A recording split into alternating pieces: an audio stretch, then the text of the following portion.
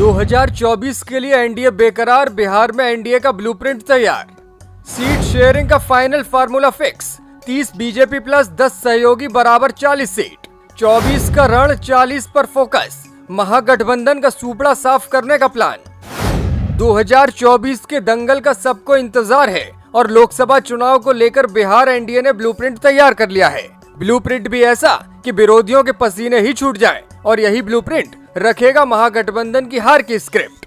चुनावी दंगल में उतरने से पहले बिहार एनडीए अपने साथियों के साथ किसी तरह का कोई किचकिच नहीं चाहता, लिहाजा चुनाव से करीब 9 महीने पहले ही एनडीए ने फाइनल फॉर्मूले पर मोहर लगा दी है। हालांकि एनडीए के इस फॉर्मूले में नेगोशिएशन की पूरी गुंजाइश है। सबसे पहले एनडीए का फॉर्मूला क्या है, ये समझिए।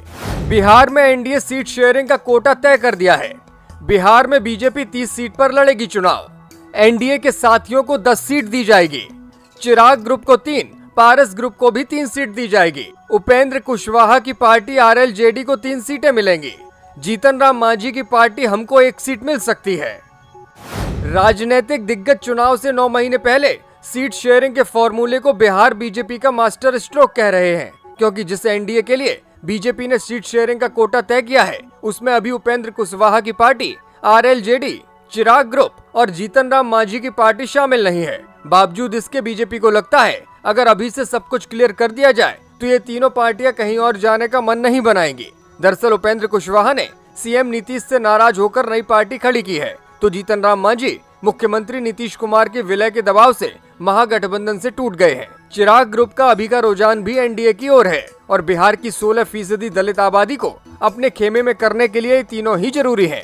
यानी 16% दलित वोट के सहारे बीजेपी बिहार में महागठबंधन को चली है हराने। अगर बीजेपी इस वोट बैंक को गोलबंद करने में कामयाब हो गई तो फिर बिहार में महागठबंधन का सूपड़ा साफ होने से कोई नहीं रोक सकता।